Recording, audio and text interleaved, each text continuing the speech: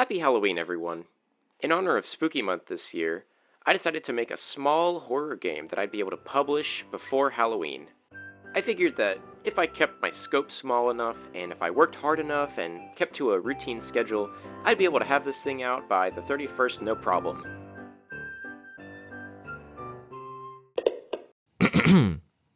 Yeah, so I might have missed the deadline for this one. Things just kind of spiraled out of control, and before I knew it, it was Christmas time. So here I am, at Christmas, releasing a horror game. The original idea I had for this game actually came from one of the games featured in UFO 50, an indie game made by Mossmouth Games that features 50 retro, but also sort of modern, arcade games. One of these was a point-and-click style horror game called Night Manor, and I really liked this one. It hit all the right notes for me, and it was amazing to play.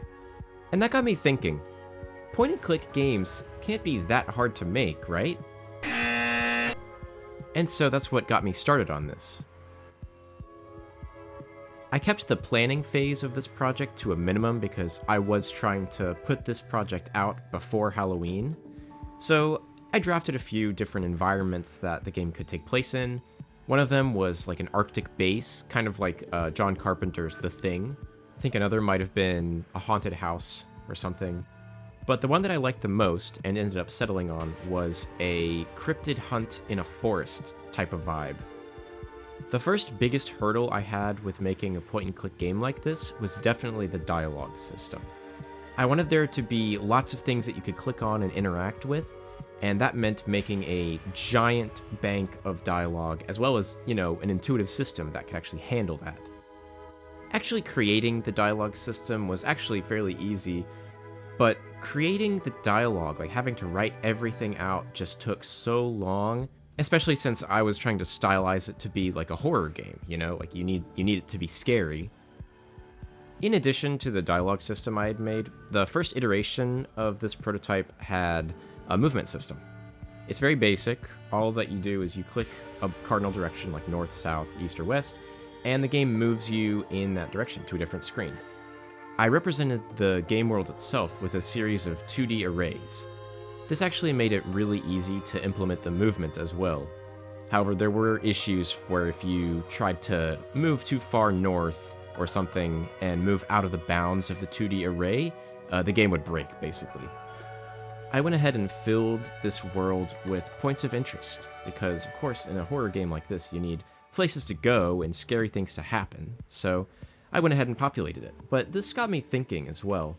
This game world is really tricky to navigate without any tools helping you out, so I implemented a map system, and I'm actually pretty proud of this, because it is a map, but it's a map that the player has to create themselves. Each tile on the map represents a slot in the 2D array I mentioned earlier that a player can go to. It represents one screen, basically. However, the only two that are marked are one of the starting ones and one of the main central areas. Aside from that, nothing else is marked. The player has to mark it themselves. I like this mechanic because in the game so far, the player basically has no agency, and this map is a really good way of giving them agency while also enhancing the horror atmosphere. It also opened up a whole nother avenue for puzzles and navigation, as well as generally fitting the horror atmosphere of the game. Being lost in a forest and all that, and you have to use this map and map things out yourself to find the exit. I think it's really cool. At this point, I had passed the Halloween deadline, which I was a little disappointed about, but I had so much of the game done already, I wasn't just going to abandon this project just because I missed the deadline. So I kept hard at work, I implemented a bunch of new stuff, I added new systems. Unfortunately though, I don't want to give too much away in this video because it is a horror game and a lot of the fun of it comes from discovering this sort of stuff for the first time on your own. What I will say is, I did have a fun time implementing the monster in this game. But it was at this point that I sort of had become blinded to the atmosphere of this game. I've been working with it for so long that I had no clue, if anything in it was actually scary or fun for that matter.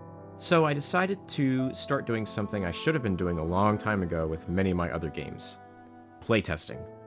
I gathered a group of my friends together that were interested in playtesting this game for me, And in different iterations, I let them play through the game while I watched and took notes, and they gave me their feedback. This definitely helped refine and polish the game beyond what I could have ever done on my own, honestly. With each playtest, the game became more fun, more intuitive, and more scary. By the time I was finished with all that, this game had felt more like a finished product than any other game I had made in the past so far. So I decided to finally start publishing on Steam. This on its own is a whole other can of worms, but I'm very happy that I've started doing it. You can actually go check out the game on Steam right now. It's called Sterling Shroud, and I've got the link in the description. While I did have a really fun time making this game, I did learn a few things from it. The first is when making a game, you should always assume the game is going to take 2 to 3 times longer to make than you actually think it will take. And the second being that the power of playtesting should not be underestimated when making a game.